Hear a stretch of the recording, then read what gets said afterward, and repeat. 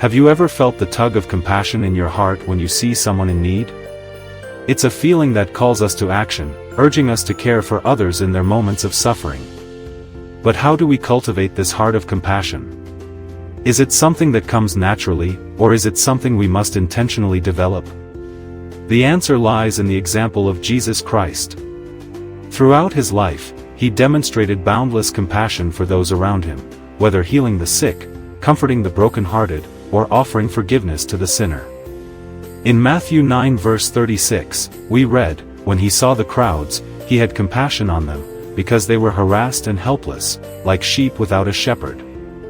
Jesus' heart was always open to the pain of others, and he showed us that true compassion involves more than just feeling sorry for someone. It's about taking action to alleviate their suffering. To cultivate a heart of compassion, we first must recognize the importance of loving others as Christ loves us. In the Gospel of John 13 verse 34, Jesus commands us, "A new command I give you, love one another. As I have loved you, so you must love one another." This love is not conditional or selective. It is a love that embraces everyone, especially those who are suffering, lonely, or marginalized. However, cultivating compassion requires a heart that is willing to go beyond its own comforts.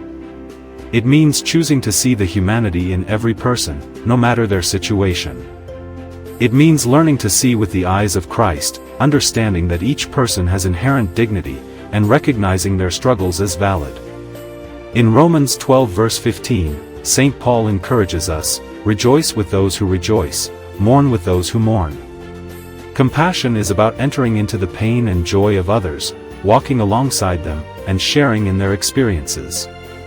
One of the most powerful ways to cultivate compassion is through prayer.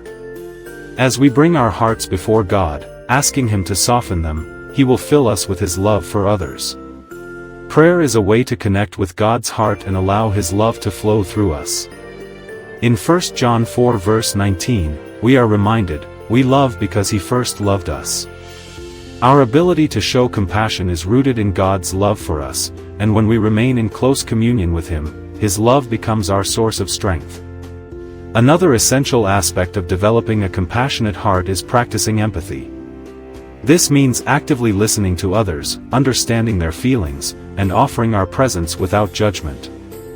Often, the greatest act of compassion we can offer someone is simply to be present with them, to listen without interruption or condemnation.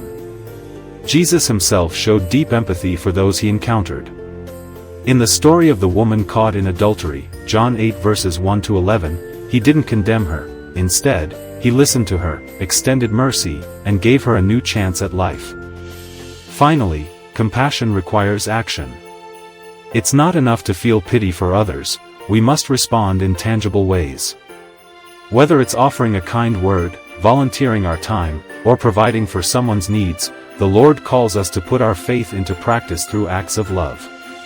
In Matthew 25 verse 40, Jesus teaches, "Whatever you did for one of the least of these brothers and sisters of mine, you did for me."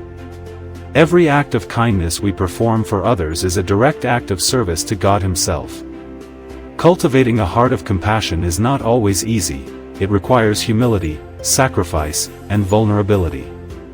But when we allow God to shape our hearts and guide our actions, we become vessels of His love in the world. As we grow in compassion, we reflect the very heart of Christ, bringing healing and hope to those who need it most. Let us pray for the grace to develop a heart of compassion, so that we may love others as Christ has loved us, and be instruments of His peace in a world that desperately needs it.